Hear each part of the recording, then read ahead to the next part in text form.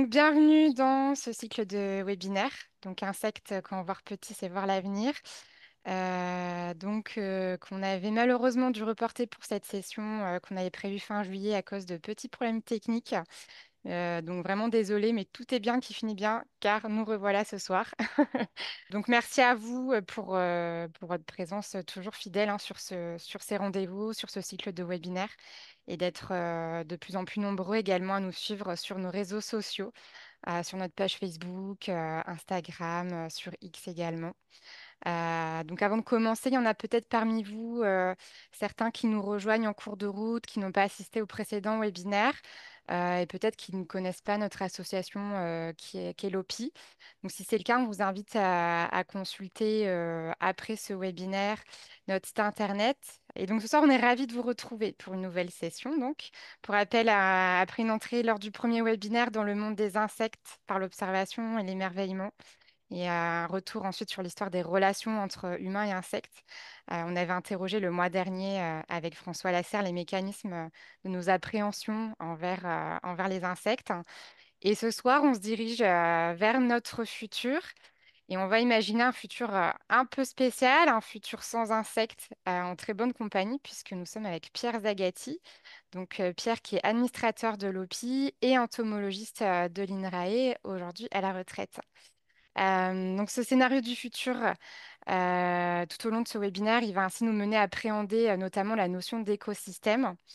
Et donc, juste avant de vous laisser avec Pierre, juste quelques petites infos pratiques. Tout au long de la séance, n'hésitez pas à réagir ou à poser vos questions à l'écrit directement dans le chat sur le côté de Zoom pour que Pierre ensuite puisse y répondre à la fin du webinaire. On y consacrera une dizaine de minutes environ. Je vous laisse avec Pierre Zagatti et je vous souhaite une très bonne écoute et un très bon webinaire. Eh bien, bonsoir à tous. Merci d'être nombreux à cette séance du webinaire OPI, quatrième séance. Donc, on m'a demandé de réfléchir à ce que serait un monde sans insectes et c'est pas très simple. En fait, pour savoir si un monde sans insectes est quelque chose de signifiant, il faut d'abord passer par pourquoi est-ce que les insectes sont si nombreux, si abondants, si importants dans notre monde. Alors, euh, on va essayer donc de voir comment, dans un premier temps, comment ces insectes ont réussi à conquérir la Terre alors qu'au départ, dans la mer, comme vous le savez certainement. Donc dans la mer, il y avait tout un tas d'organismes, d'abord unicellulaires, ensuite pluricellulaires. Et parmi ces organismes, on a eu très rapidement des arthropodes, c'est-à-dire des animaux articulés, plus ou moins bizarres, hein, comme ces crustacés. Donc ces arthropodes, ils ont une carapace de chitine et ils sont obligés de subir des murs pour grandir. Et ces arthropodes, qui ont quand même prospéré dans les océans, ont donné deux grandes lignées, hein, les arthropodes avec des chélicères, comme les arachnides que vous connaissez, j'ai mis en jaune parce que ceux-là sont en partie terrestres, et des arthropodes à mandibules, avec principalement les crustacés qui sont en bleu et les insectes dont nous allons parler. Alors, comment est-ce que ces animaux ont réussi à sortir de la mer? En fait, comment réussir sa sortie de l'eau? Alors, il y a trois points qu'on peut mettre en exergue. Le premier, c'est de respirer dans l'air. Donc, dans l'eau, tous ces organismes, euh, dans l'eau, dans l'air d'ailleurs, cherchent à capturer l'oxygène du milieu extérieur pour le mettre au contact de leurs cellules. Donc, dans l'eau, ils vont utiliser des branchies, vous connaissez ce genre de choses, ce sont des dispositifs très ramifiés avec une membrane qui fait l'échange entre l'oxygène et le gaz carbonique. Et un caractère indispensable à ça, c'est une circulation d'eau importante. Alors voici quelque chose qui ressemble un petit peu à une langoustine, et on voit qu'on a un mouvement de l'eau au travers de ces branchies très ramifiées. Je peux faire peut-être mon pointeur. Voilà, pointeur laser. Voilà, vous le voyez, j'espère. Donc, le mouvement de l'eau des branchies permet l'oxygénation du sang de cet animal. Alors, dans l'air, les insectes ont choisi de trouver un système qu'on appelle les trachées. Donc c'est d'une façon très particulière des canaux de chitine, hein, qui s'ouvrent sur l'extérieur par ce qu'on appelle des spiracles. Vous voyez ici une chenille C'est bon. de tortue. Et cette chenille a, moi j'ai choisi cette photo parce que il se trouve que ça se voit très bien sur cet animal, alors que la plupart du temps, c'est quand même pas très visible. Donc ces ouvertures, ces spiracles, et si on fait une coupe dans un insecte théorique, communiquent avec ce qu'on appelle des trachées, trachées qui sont au départ très grandes, avec des troncs trachéens énormes, là, et puis qui se ramifient de plus en plus pour aller jusqu'au cœur des organes de l'insecte. Alors, ces systèmes fonctionnent très bien. Euh, En fait, ces trachées peuvent se contracter faiblement, les spiracles peuvent s'obturer et grâce à des mouvements musculaires de l'abdomen, on arrive à avoir une certaine circulation d'air dans le système trachéen. Alors, pardon, cette sur Internet est particulièrement sur un site académique est particulièrement intéressante. Euh, voilà. Donc, c'est un système qui permet de respirer dans l'air, mais le système est quand même relativement passif par rapport à nos poumons, à nous. Et ce système passif est un système qui limite la taille de nos insectes. Alors j'ai sorti quelques images de l'imaginaire populaire ou du cinéma qui montrent très souvent des insectes ou des pseudo-insectes de taille considérable. En fait, c'est vraiment la respiration qui limite leur taille, puisque comme c'est un système passif, on ne peut pas avoir une très grande distance entre le spiracle de l'extérieur et le cœur des organes. Alors, vous me direz, à l'ère carbonifère, l'ère primaire, on avait des insectes géants comme ces libellules dont vous avez sans doute déjà vu des images reproduites qui faisaient jusqu'à 70 cm d'envergure.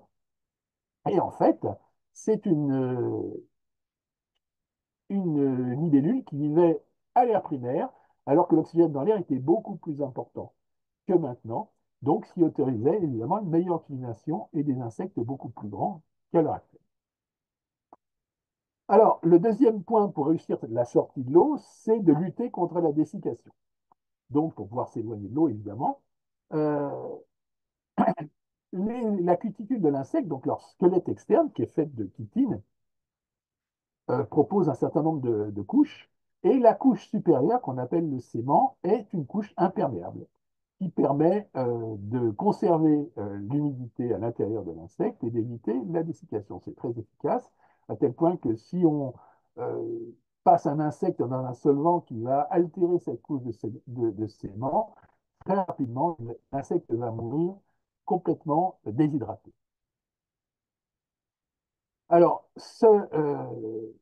système est encore amélioré par le rein, ce qu'on appelle les tubes de Malpighi, qui sont le rein de l'insecte, ici en orange, qui sont un système d'évacuation des déchets de l'alimentation et qui, dans certains cas, ont un système qui permet une économie totale de l'eau, ce qui permet à certains insectes de vivre dans les milieux les plus arides.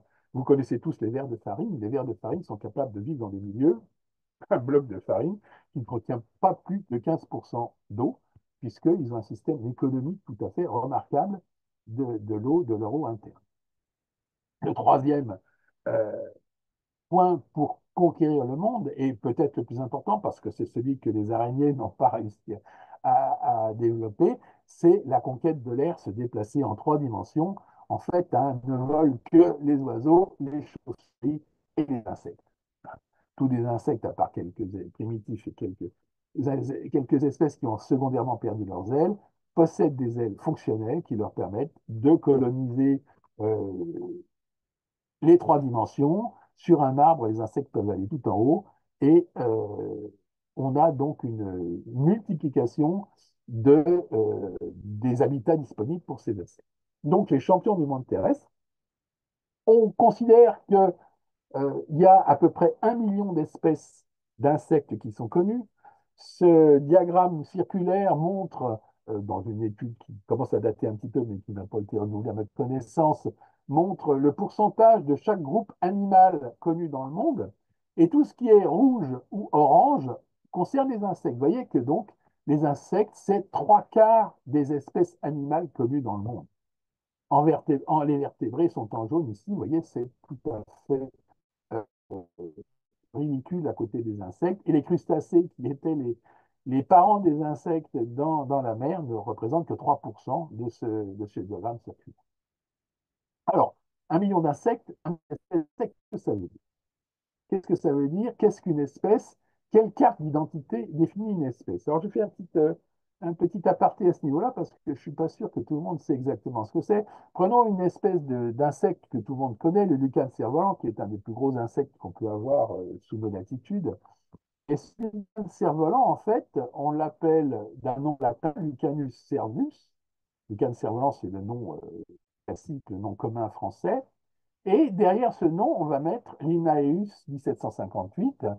Donc, ça veut dire que M. Carl von Linné, en 1758, a décrit une espèce qu'il a appelée Lucane cerf-volant. Alors, voici une reproduction de la première édition du travail de Linné, donc le Systema Naturae 1758, donc de Charles Linné, chevalier d'étoile polaire, ça ne s'invente pas.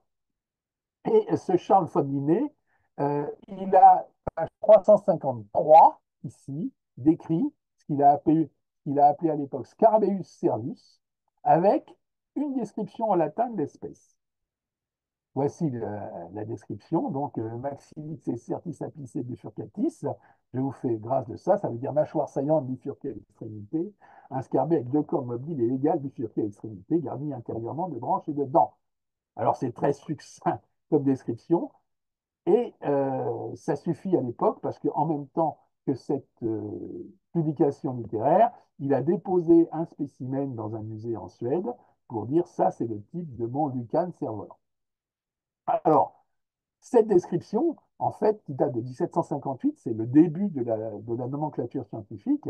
Si on compare ce qu'on connaît en France métropolitaine chez les vertébrés, vous voyez qu'il y a 2188 espèces de vertébrés qui sont connues de France. Et si on regarde chaque dizaine d'années le nombre d'espèces qui ont été décrites, donc des espèces nouvelles, hein, on voit que la plupart ont été décrites avant 1760, donc en 1758. Et si on compare ça aux insectes, on voit qu'on n'a pas du tout le même décours temporel. On a 43 000 espèces d'insectes en France métropolitaine, suivant le référentiel du Muséum d'histoire naturelle.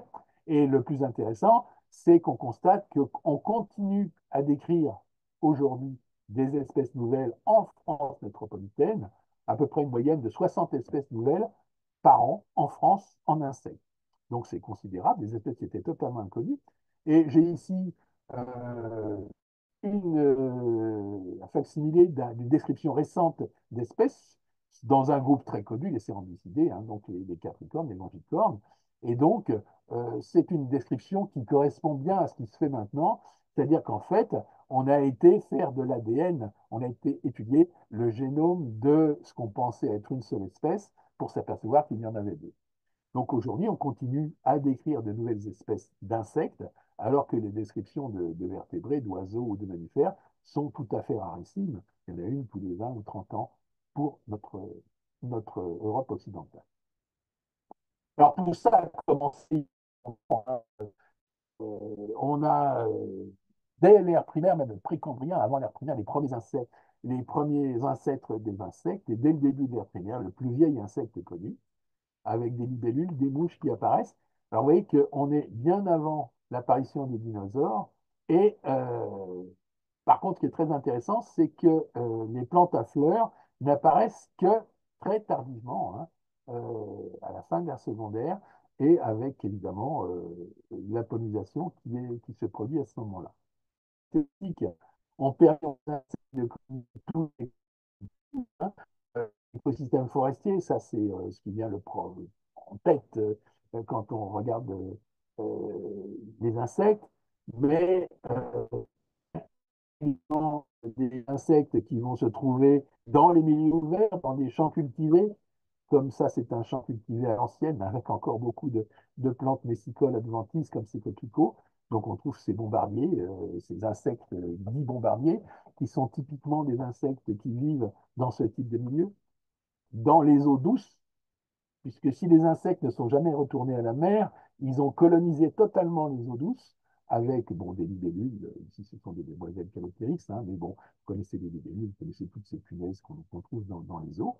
Et les milieux les plus étranges, hein, comme les déserts.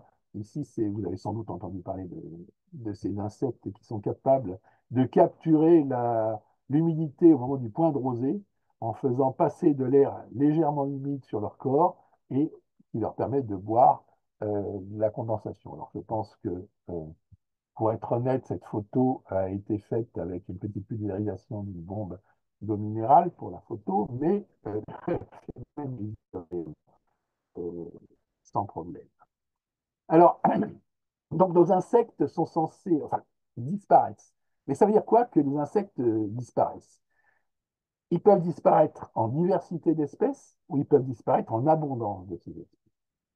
Alors la diversité d'espèces, eh bien, on constate sans aucune difficulté que des espèces disparaissent dans de nombreuses régions. Je me contente de parler de la France métropolitaine, hein, puisque c'est quand même ce qui est le mieux documenté. Et j'ai pris quelques exemples parmi les rares espèces qui sont bientôt en France.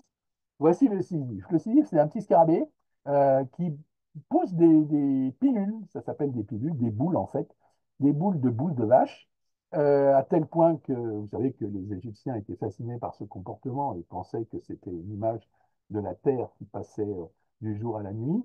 Et ces sisyphes étaient autrefois c'est pas vieux, hein, répandus dans toute la France. Voici les données du Muséum d'histoire naturelle pour les sisyphes entre 1850 et 2024. Donc les données sont répertoriées sur cette carte que j'ai téléchargée sur le site du muséum. Et si on ne regarde que les données qui sont postérieures à 2020, on voit qu'on a beaucoup de données, mais qu'elles sont toutes dans la moitié sud de la France. Il reste un petit noyau d'irréductibles sisyphes quelque part dans le Grand Est en Bourgogne, mais globalement, ces espèces ont disparu du nord de la France, enfin, de la moitié nord de la France. Plus fort, si on regarde ce bousier qui n'est pas courant du tout, mais j'ai choisi celui-là parce que c'est une des rares espèces dans ce groupe d'insectes qui est bien documenté, euh, qui était plus commun dans le nord de la France que dans le sud de la France. Donc ça, ce sont les données, pareil, entre 1850 et 2024. Et si on regarde les données 2020-2024, voilà, il n'y a plus que deux données. Donc c'est une espèce qui est carrément en voie de disparition en France, comme toutes ces espèces qui étaient plutôt des espèces nordiques. Donc, on pense au réchauffement climatique, les espèces vont remonter du sud vers le nord. En fait, quand on regarde la répartition actuelle des espèces, c'est plutôt l'inverse qu'on constate. Bon, les raisons sont assez faciles à comprendre, hein. C'est quand même dans la moitié sud de la France qu'il y a eu le plus de destruction d'habitats, qu'on est passé sur des systèmes de grande culture, que des zones humides ont disparu, etc.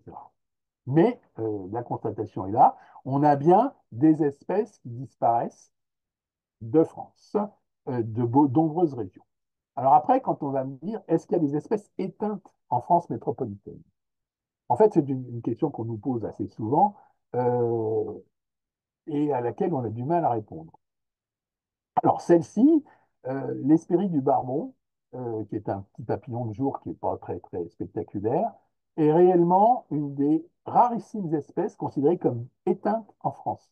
Complètement éteintes, selon les critères de l'Union internationale pour la conservation de la nature. C'est une espèce qui vivait dans la moitié sud, hein, dans le Midi, et on n'a pas vu depuis très, très longtemps.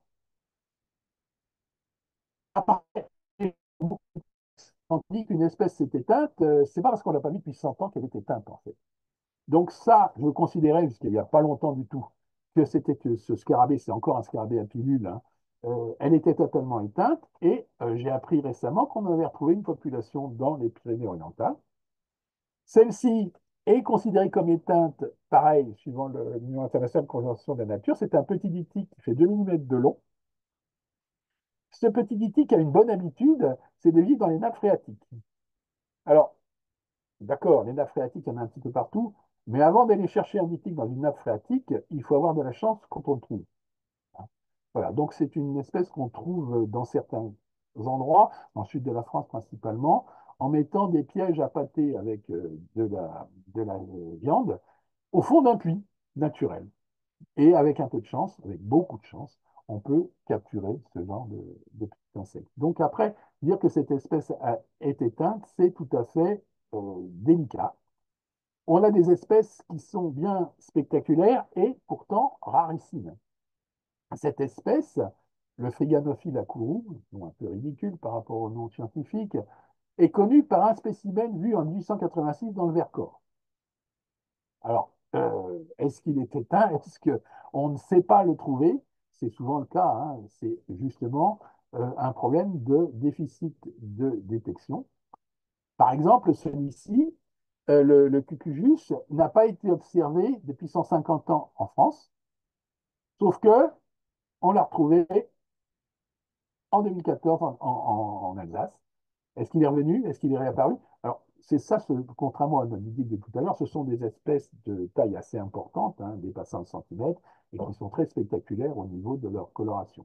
Donc, on peut penser que l'entomologiste, même non spécialiste qui tombe dessus, les remarque. Or, apparemment, l'espèce est revenue, a réapparu en 2014, puisqu'on a les mêmes constatations en Allemagne, voisine de l'Alsace. Ce sont des fluctuations sans doute naturelles de ces espèces. Alors, ça, c'est une espèce qui vit sous les écorces, hein, comme sa silhouette le laisse supposer, qui est un prédateur sous-cortical, comme on dit. Et ce sont des espèces qui vivent dans le système des arbres, forêts ou système arboré, avec des vieux arbres. Et c'est un système qui, contrairement à ce qu'on peut penser, est relativement bien conservé en France. D'autres systèmes sont beaucoup moins en état de conservation. Alors ça concernait la diversité des espèces. Maintenant, est-ce que les insectes disparaissent en abondance? Alors, arrive le fameux effet pare-brise dont tout le monde nous parle. Voilà. Donc, quand j'étais petit, je prenais ma voiture, je faisais 100 km et j'étais obligé en été de m'arrêter pour nettoyer mon pare-brise. C'est vrai, j'ai vécu ça, le problème de cet effet de pare-brise, c'est qu'il n'est pas quantifiable. Il n'est pas quantifiable. Pour le quantifier, il aurait fallu que depuis des dizaines d'années, les gens, enfin les scientifiques, chaque année utilisent le même protocole et comptabilisent les mêmes résultats. Or, c'est une type d'étude qui n'existe pas, qui n'a pas existé. Également, et peut-être plus important, c'est que l'abondance instantanée peut varier d'un jour à l'autre, hein. Par exemple, si vous avez une période de sécheresse au mois de juin de 15 jours et que d'un seul coup, il y a un gros orage qui arrive, le lendemain, vous allez avoir d'énormes émergences d'adultes, hein, les adultes qui étaient en nymphe, et qui attendaient en fait un pic d'humidité pour sortir. Voilà, donc si vous prenez la voiture la veille, vous aurez un pare-brise tout nu, hein, sans aucun insecte. Si vous prenez votre voiture le lendemain de cet orage, vous aurez un pare-brise tout à fait couvert d'insectes, comme c'est m'est arrivé pas plus tard qu'il y a 4 ans. Voilà, donc se méfier de ça. Donc, la nécessité d'un protocole précis répété pendant des années sur un même site. Or, ça n'existe pas. Ça n'a jamais existé en France.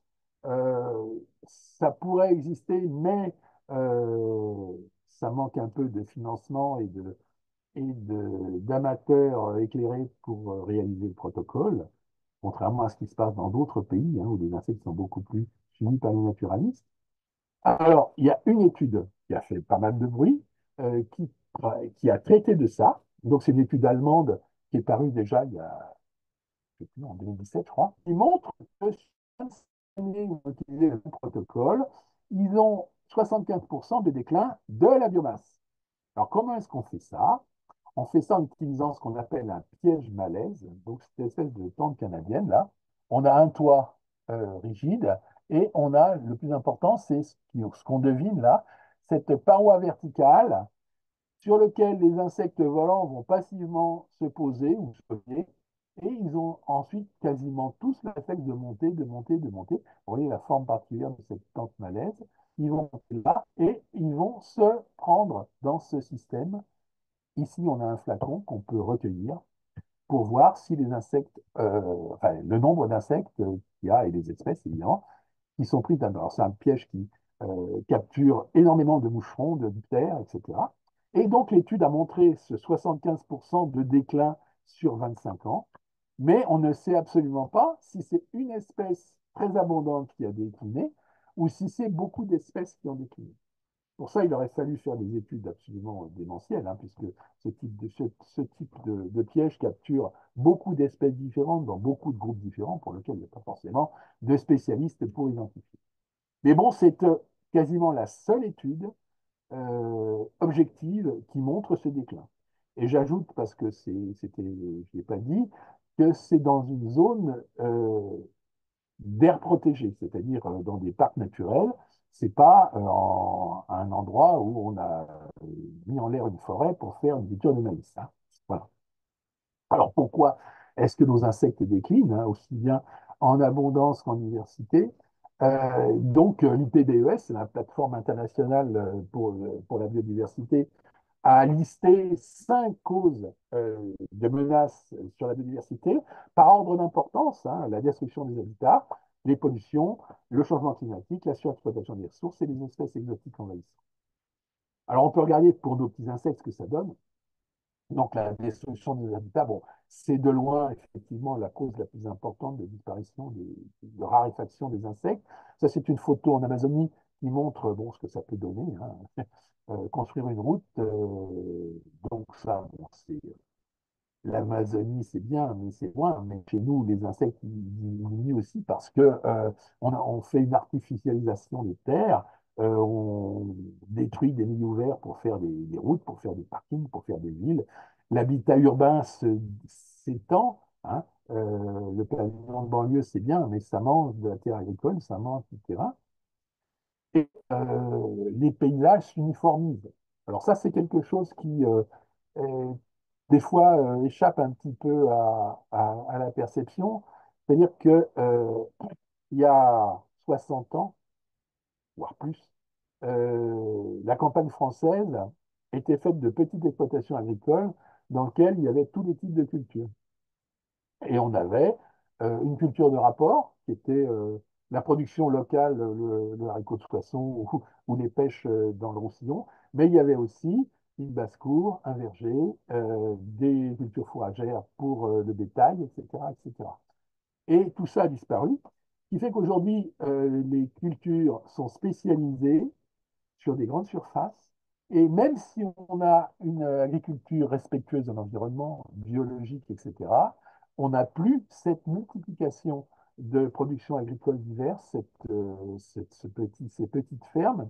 Et ça, encore pire que les pollutions aux pesticides, a conduit à une disparition dans beaucoup d'endroits des insectes, hein, notamment dans la moitié nord de la France dont on parlait tout à l'heure. La déprise agricole, on la constate, hein, dans les régions, on va tous en vacances, dans les Cévennes, dans des coins, on se dit c'est superbe, etc. Il ne faut pas oublier que ça, c'était un paysage vivarais. Le vivarais, il y a 100 ans, il n'y avait pas d'arbres. Tout était cultivé. C'était des cultures en terrasse et c'était un paradis pour les insectes, hein. Et un exemple de déprise agricole qui est à sorte pour la biodiversité, c'est par exemple l'abandon de la transhumance. Donc l'abandon de la transhumance, ça a complètement supprimé, modifié un écosystème original où on avait les moutons qui assuraient une dispersion des graines de tout un tas de plantes, une raréfaction des recycleurs de matière organique, on a parlé des gousiers, voire un empoisonnement, ça c'est un autre problème à cause des traitements vétérinaires que ces moutons sont obligés par la loi de subir. Disparition des nécrophages, hein, qui mangeaient tout ce qui est cadavre.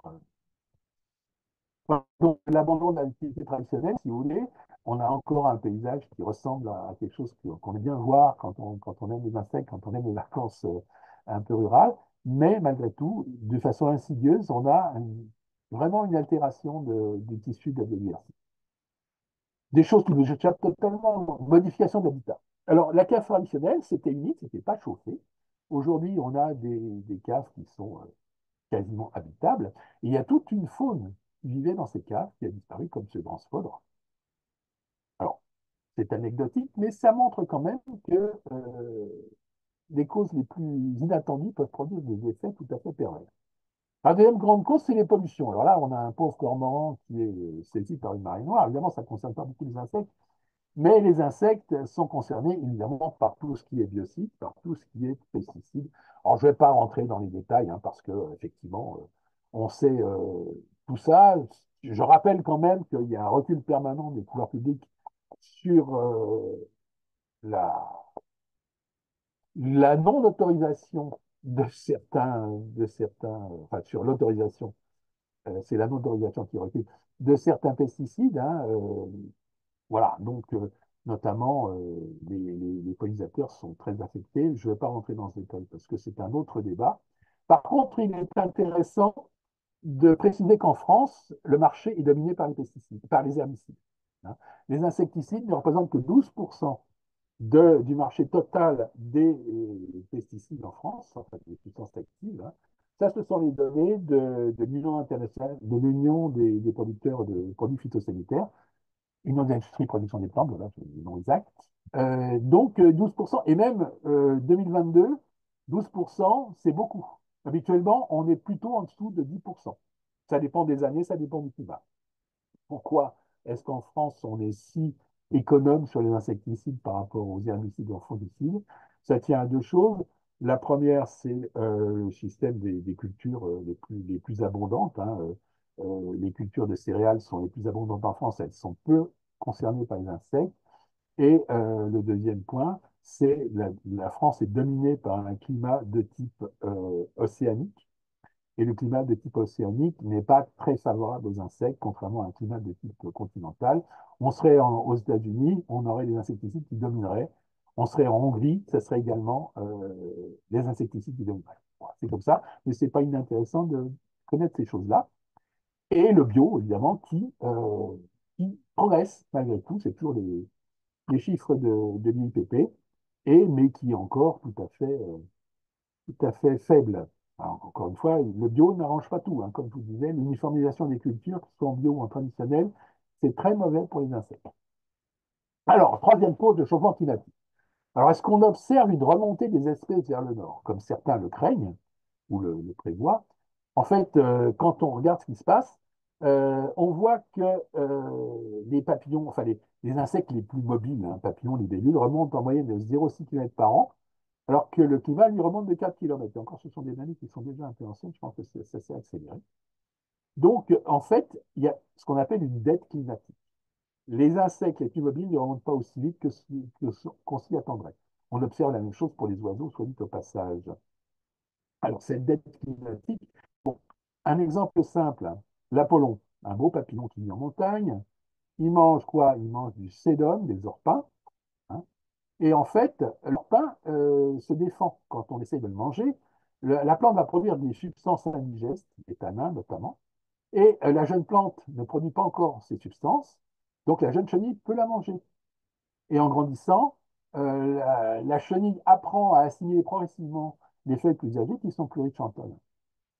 Le problème, c'est que tout ça suppose qu'on a une synchronisation importante entre les organismes, hein, la chenille d'un côté, la plante de l'autre, et que les cycles saisonniers sont régulés par deux choses, soit la température et l'hygrométrie, hein, soit la longueur du jour. Or, le changement climatique va jouer sur la température et l'hygrométrie, mais pas du tout sur la longueur du jour. Donc, on va observer, avec l'augmentation des températures, des désynchronisations des cycles entre ces animaux. Et évidemment, cette désynchronisation, elle est tout à fait néfaste euh, à la survie des insectes, des insectes et d'ailleurs la plupart des organismes, en cas de réchauffement climatique. Quatrième point, j'insiste pas sur l'exploitation des ressources, c'est important pour beaucoup de choses, mais bon, on n'est pas encore concerné par ça au niveau des insectes. Cinquième point, les espèces exotiques envahissantes. Alors, c'est encore pas le plus important, mais bon, il ne faut pas oublier que plus ça va, plus le transport des personnes, des matières premières et des marchandises livrées augmente et que on manque un petit peu de contrôle aux frontières pour tout ce qui est matériel végétal. Donc, ces espèces exotiques envahissantes, c'est le terme officiel. On va parler d'espèces invasives. Donc, le ministère veut qu'on parle de EEE. Ces espèces vont se naturaliser ou pas. Et c'est quelque chose qui s'accélère. Bon, je donne deux exemples. Le frelon à pattes jaunes, que tout le monde appelle frelon asiatique. Voici une belle femelle. Ça, c'est le frelon européen. Il y a Michel Renaud qui a fait la photo. J'ai vu qu'il était en train de regarder. Donc, Michel, je cite bien tes photos. Le frelon européen, très facile à reconnaître du frelon asiatique par sa couleur rouge qu'il possède, et puis l'extension de jaune sur l'abdomen, la couleur rouge du thorax, donc apparu en 2005, issu de fondatrice d'une poterie, prédateur d'abeilles, et c'est très très compliqué, parce que ce frelon, contrairement à notre frelon à nous, va faire plusieurs nids successifs, des nids primaires qui sont bien cachés dans un tiroir de vieux meubles, sous un volet, etc., et des nids secondaires que tout le monde voit dans les arbres, c'est des énormes ballons de basket, mais quand le nid secondaire est là, eh ben, la population est importante, il est très difficile de s'en débarrasser. La coccinelle asiatique, dont voici quatre exemplaires montrant le polymorphisme, hein, enfin les variétés de couleurs. Voici une larve, ça c'est à titre d'illustration, une larve de coccinelle asiatique. Elle a des espèces d'épines sur le dos, qui ne s'appliquent pas du tout, hein, mais c'est très spectaculaire. Ici, j'ai mis pour comparer une larve de coccinelle à 7 points pour vous montrer que ça ressemble beaucoup, mais il n'y a pas du tout ces pointes sur le dos. Donc, cette coccinelle asiatique a été utilisée pour la lutte biologique. Elle était introduite pour ça, introduite depuis la Belgique.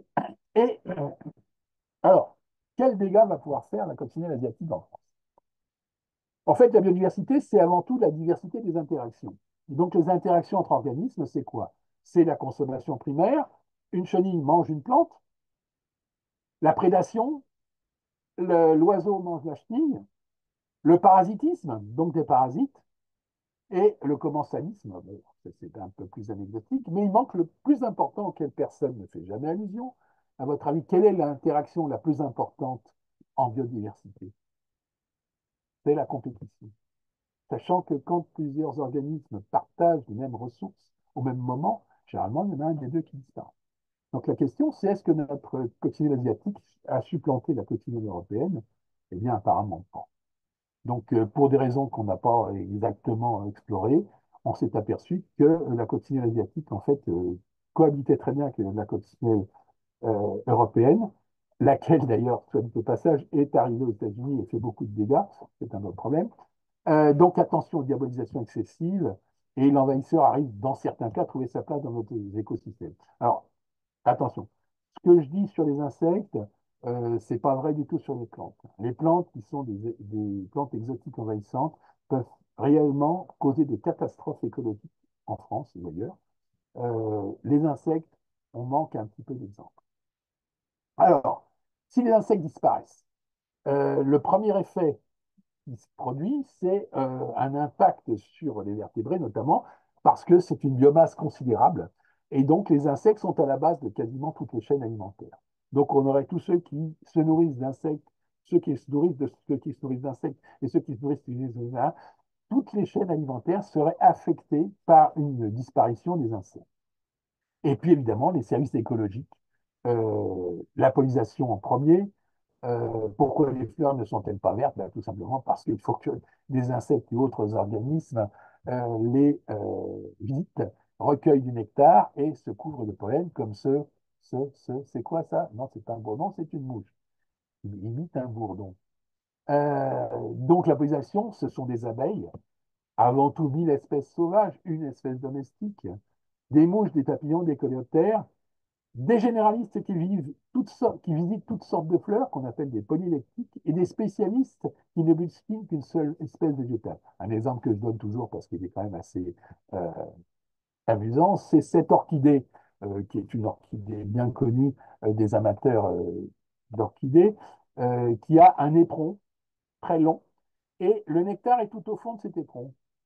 Et Darwin, le jeune Darwin, quand il a vu cette orchidée, il s'est dit, oh là là, mais il faut que quelqu'un s'en nourrisse de ce nectar. Il doit exister un papillon enfin un organisme quelconque avec une trompe qui lui permet d'aller au fond de cette orchidée. Et en fait, le papillon est euh, c'est ce papillon qui est répandu dans toute la zone tropicale africaine et malgache. qui peut aller, lui, au fond de cette fleur.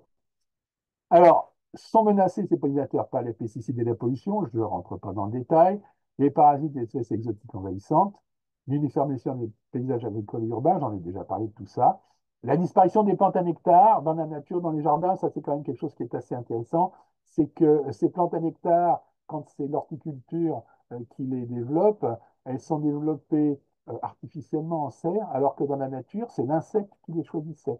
Donc l'insecte choisissait une plante qui produisait du nectar, c'est cette plante-là qui donnait des graines. Et le caractère produire du nectar se produisait. Quand c'est l'horticulteur, lui, il procède par d'autres canaux, et ben, bien souvent, ça disparaît. Voilà. Alors, la pollinisation, le recyclage de la matière organique, et bon, j'accélère un petit peu, c'est extrêmement important. Donc, on a des nécrophages, comme ce nécrophore, qui recycle les cadavres des animaux. On a des bousiers qui vont faire disparaître les excréments de vertébrés. Les bousiers, ce sont des coléoptères, mais il y a aussi des mouches. C'est quelque chose de très important parce que donc ces bousiers, je l'ai déjà mentionné, hein, les traitements vétérinaires détruisent cette faune. Hein, mais bon, ça c'est un problème qu'on essaie de réduire, mais c'est quelque chose qui nécessiterait à lui seul un cycle de webinaire. Et l'exparition de ces bousiers peut conduire à une catastrophe écologique. Les gens ne sont pas très au courant de ça, mais en 1965, en Australie, s'est produit une catastrophe écologique. Euh, Donc l'Australie, qu'est-ce que c'est? C'est un continent où il n'y a que des marsupiaux, donc des mammifères qui ne sont pas eutériens, et dans lequel on a importé, on a cultivé des milliards de bovins, ovins, lapins depuis 2 siècles. Hein. Rien qu'un chiffre 2008, 35 millions de têtes de bovins abattus en Australie.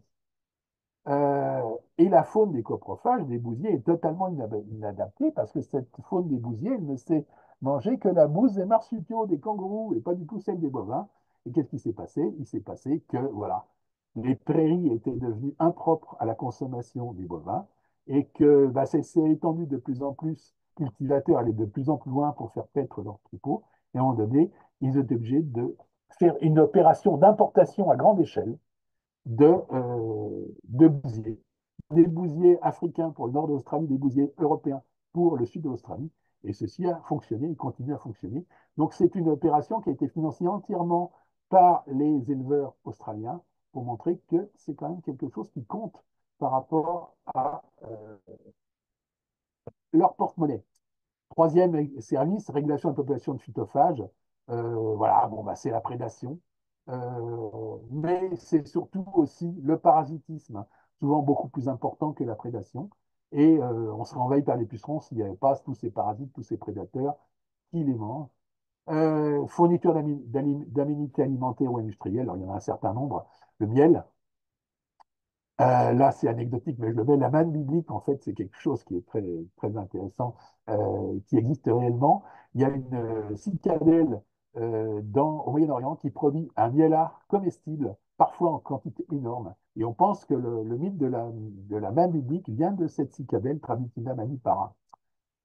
La soie, évidemment, la France est tout à fait anecdotique dans la production de soie. Les colorants de cochenille, la laque de cochenille, voici donc la cochenille de l'Opuntia, hein, que vous avez sans doute déjà vu. Et puis demain, manger des insectes, évidemment. Pour l'instant, c'est quand même encore une occupation de bobo, mais je pense que un jour, ça prendra vraiment de l'importance. Et quel est l'impact économique de tout ça? Donc, il y a eu une publication qui dit que si on arrête complètement le service écologique, ça allait coûter très cher. Donc, c'est une publication américaine. Donc, 4 services écologiques sont pris en compte. Élimination des boues, pollinisation, contrôle des ravageurs et alimentation du gibier. Bon, ok, c'est bizarre, mais c'est comme ça dans la publication. Ils chiffrent quand même 57 milliards de dollars par an pour les États-Unis. Alors, tout ceci est assez anecdotique parce qu'évidemment, c'est le, le service écologique ne s'arrête pas comme ça. À quoi sert un moustique? Voilà la question qu'on pose à l'entomologiste. Il sert à alimenter les chaînes alimentaires et on met le doigt sur ce qui est le leurre des services écologiques. L'insecte ne se justifie pas uniquement par les services qu'il rend à l'homme, en fait. Hein. Les insectes, ils font fonctionner les écosystèmes, ils sont à la base du fonctionnement de tous les écosystèmes. Et leur rôle dans ces écosystèmes, bien souvent, malheureusement, nous apparaît une fois qu'ils aient disparu ou qu'ils se soient raréfiés. Et on voit que les écosystèmes se cassent la figure.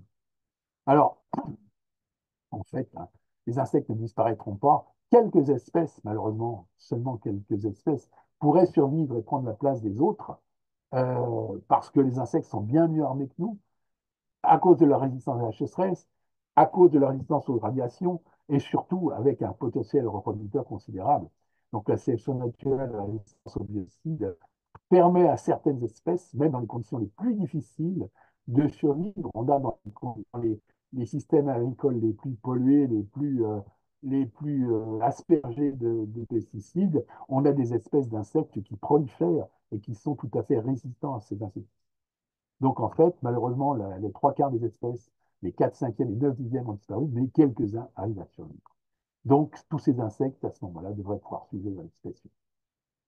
Voilà. Merci. J'en ai terminé. Maintenant, j'ai réussi à peu près à tenir mon temps. S'il y a quelques questions, je suis preneur. Oui, bah merci beaucoup Pierre pour cette présentation très claire. On a eu plusieurs questions. Il y a Constant qui demandait est-ce qu'un insecte apparu plus secondairement dans l'histoire du vivant, donc les coléoptères, lépidoptères, peut être considéré comme plus évolué qu'un insecte apparu avant les odonates, par exemple? Alors, c'est une question que je me suis posée rapidement quand j'ai commencé les études. Quand j'ai commencé à m'intéresser aux insectes. Euh, on considère que, par exemple, les libellules sont des insectes qui ne sont pas très évolués. Euh, quand on regarde une libellule, quand on regarde l'œil de la libellule, c'est pratiquement le plus performant qui existe, avec l'œil de la mouche. Les libellules, leur tête est un gyroscope qui leur permet de toujours garder la verticale. Ils ont derrière la tête, sur les tempes, des soies mécanoréceptrices qui leur permettent justement de faire fonctionner ce gyroscope. Donc la libellule, elle est primitive parce qu'elle a des caractères qui sont restés primitifs, comme le fait de l'articulation de l'aile, par exemple, est très primitive chez les libellules. Ceci dit, ça vole très bien. Mais c'est des insectes qui ont évolué, en fait, euh, pendant des millions d'années, comme les autres. Et c'est une mosaïque de caractères primitifs et de caractères évolués. Donc, certains très évolués. On considère généralement que les mouches, par exemple, qui sont apparues très tôt dans l'évolution, hein, les mouches sont les insectes les plus évolués qui existent. Le mouche tsetse, c'est une merveille de la nature. C'est le seul insecte qui a la même stratégie de développement qu'un vertébré, que l'homme. Une mouche tsetse met en moyenne 7 petits dans sa vie au monde, sauf qu'elle met des petits vivants formés. C'est un summum de l'évolution chez les insectes. Et pourtant, les mouches sont apparues très tôt. Et si vous regardez des mouches très primitives, comme les nidaïdes, par exemple, qui sont des très grosses mouches, malheureusement, en voie de disparition, effectivement, c'est le même ordre d'insectes, les diptères, mais on a beaucoup de caractères primitifs. Donc, en fait, il ne faut pas se focaliser sur le fait que d'aucuns sont primitifs, d'autres sont très évolués. En fait, tous ces insectes sont une mosaïque de caractères, certains très évolués, d'autres moins. D'accord. Charlotte demande, quand tu parlais de disparition des insectes, donc quand on parle de disparition, est-ce qu'il s'agit d'un manque de données et d'observateurs ou alors c'est vraiment une véritable disparition dont on peut parler? Ben, j'en ai un peu parlé, hein. On a peu d'insectes pour lesquels on peut définitivement dire qu'ils ont disparu. Je dirais que les papillons de jour, par exemple, bien qu'en France, on ait 10, 100 fois moins d'observateurs compétents qu'en Angleterre, par exemple, les papillons de jour, quand une espèce disparaît d'un endroit ou d'un pays, on peut dire qu'elle a réellement disparu parce qu'elle est facile à contacter, elle est facile à observer.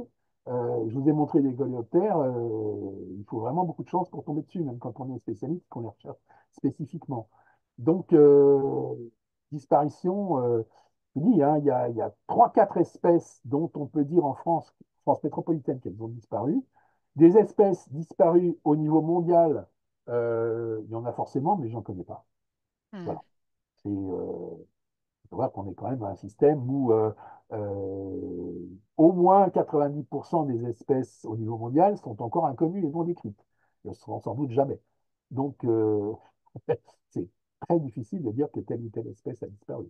Et on a des espèces qui sont en voie de disparition en France et qui sont très abondantes, voire florissantes, 1000 kilomètres plus à l'est. On a plein d'exemples comme ça. Donc, voilà. Et Eric demandait pour les bousiers, est-ce dû à l'utilisation de produits phytosanitaires ou aux pratiques agricoles? Alors les bousiers, bon, il y a les deux, hein. Enfin les trois, parce qu'il manque aussi les produits vétérinaires du bétail, hein. Quand on a on traite les bovins ou les chevaux avec des produits contre les vers intestinaux, bah, ça se trouve dans les bouses et ça tue toute la faune qu'il y a dans ces bouses. Alors, il y a toute une campagne qui est faite, hein, on a des gens à l'OPI qui sont très compétents sur le sujet, toute une campagne qui est faite pour limiter ça, notamment quand on a une stabulation en hiver et on a des bovins en plein air en été, que le traitement contre les vers soit fait pendant l'hiver, enfin des choses comme ça. Bon, on ne va pas rentrer dans les détails, mais c'est une cause très importante de raréfaction des bousiers et c'est parmi la cohorte d'insectes, le groupe écologique, le groupe fonctionnel le plus affecté, hein, par la disparition des insectes. Et Mathurin demandait, est-ce qu'il n'y a pas aussi une régression des coléoptéristes qui prospectent les coprophages? Je crois pas, non. Non, non, je ne pense pas. Disons que Internet, les forums, le partage d'images, la photo numérique, à mon avis, ça serait à documenter, hein, je m'avance peut-être, mais à mon avis, ça a augmenté le nombre d'amateurs de ces insectes. Parce qu'avant, les gens voyaient les insectes, n'étaient pas capables de faire partager leurs observations, leurs passions, n'étaient pas capables de trouver de la documentation. Aujourd'hui, par des réseaux qui se créent, c'est un petit peu possible. Euh, voilà. Je vois Mathurin qui Oui, n'utilise pas de masse, mais lui, il est dans la Nièvre. Alors évidemment, la Nièvre est un peu orpheline. Voilà. très bien. Adeline a une autre question. Dans certains zoos, on essaye de faire se reproduire des espèces menacées et parfois éteintes à l'état sauvage. Pour les plantes, on a des banques de graines. Qu'en est-il des insectes? Est-ce qu'il y a des élevages de sauvegarde? Non. Clairement, il y a des élevages comment dire, de rapports. Dans beaucoup de pays, en Asie du Sud-Est, par exemple, vous connaissez peut-être ces papillons extraordinaires qu'on appelle les ornithoptères, qui sont parmi les plus grands papillons du monde et qui ont des couleurs absolument incroyables et qui sont vraiment menacés dans leur milieu naturel. Aujourd'hui, ils sont élevés en Indonésie, en Papouasie, dans des pays comme ça, pour le commerce. Alors évidemment, ça permet aussi une sauvegarde de l'espèce. Mais c'est pas comme on peut avoir pour les félins ou pour divers autres animaux, c'est pas un programme de sauvegarde organisé, quoi. Euh, Après, on a énormément d'espèces qu'on ne sait pas élever. Euh, c'est même la majorité, hein. Donc, pour donner un exemple, on parle là, je parle de papillons très exotiques qu'on arrive à élever. Mais en France métropolitaine, on a pour quasiment tous les élevages une période d'arrêt de développement, presque en hiver, et c'est une période d'arrêt de développement qui est très difficile à reproduire quand on veut élever des insectes. On a rarement les conditions exactes qu'il faut pour faire passer l'hiver à nos espèces. Alors évidemment, on s'est élevé quelques cétoines, on s'est quand même élevé quelques bestioles, mais voilà. Et bon, pour prendre l'exemple des papillons ou des coléoptères menacés dont j'ai parlé, il n'y a aucun plan de. Voilà. Adeline demandait Il y a également des au niveau programmes, des voilà. protocoles, si de bons protocoles existent dans d'autres pays, ne peut-on pas les importer? Est-ce qu'il y a un manque d'experts en France? Oui, il y a réellement un manque d'experts en Hmm. France. Les Anglais ont fait une enquête de sciences participatives sur la progression de la coccinelle asiatique. Ils ont eu euh, des milliers de participants qui étaient capables de reconnaître une asiatique des autres coccinelles indiennes, etc. Donc, qui ont donné une image de la progression de la coccinelle. Je pense qu'elle est maintenant partout au Royaume-Uni, mais bon, ça, c'est un autre problème. Euh, mais en France, non. Réellement, quand on a, si vous regardez le site du muséum pour voir la répartition des espèces. Bon, vous allez prendre des papillons de jour que tout le monde connaît, ça va à peu près. Et si vous prenez des insectes qui sont censés se trouver dans toute la France, mais pour lesquels il y a très peu de gens qui savent les identifier, vous avez une répartition qui est complètement éclatée, quoi. Florent demande si les hôtels insectes sont enfin, une bonne idée ou plutôt une mauvaise idée. Alors, pour moi, c'est une bonne idée, non pas pour créer des gîtes pour les insectes, parce que les insectes, c'est trop petit en surface, même si l'hôtel à insectes est bien conçu, c'est trop petit en surface pour réellement avoir une influence sur le bien-être d'une population à un endroit donné. Par contre, c'est un outil pédagogique absolument extraordinaire. Dès lors que le téléinsecte est bien fait, il est entretenu aussi. Euh, hein, on a par exemple souvent des glaises qui vont être utilisées par des insectes qui vont creuser. Sauf que quand la glaise est encore friable, ça passe. Quand elle est complètement durcie, craquée, ça ne marche plus. Enfin, ça s'entretient aussi. Mais au niveau pédagogique, pour montrer à des jeunes ou à des adultes d'ailleurs euh, l'intérêt des insectes et un point qui m'est cher, c'est la biodiversité, la richesse de la biodiversité même chez vous, même dans votre jardin, même dans votre ville, c'est un outil extraordinaire. Parfait. Eh ben, écoute, on n'a pas d'autres questions et le temps nous est un peu compté parce que ça va être l'heure de la fin du webinaire. Donc, si vous avez d'autres questions que vous souhaitez nous poser, que vous voulez poser à Pierre, n'hésitez pas à nous écrire un mail à communication@insect.org si on n'a pas eu le temps là ce soir d'y répondre. N'hésitez pas aussi à nous suivre sur nos réseaux sociaux, comme je disais au début du webinaire, donc sur Facebook, Instagram et X, et également aller sur notre chaîne YouTube si vous voulez revoir les anciens webinaires qu'on avait fait pendant ce cycle. Et je vous souhaite à toutes et à tous une très bonne soirée et merci encore à Pierre pour cette présentation très riche, pour toutes vos questions et votre participation. Et on espère que ça vous a plu. Merci à tous. Bonne Au soirée, à bientôt, au revoir.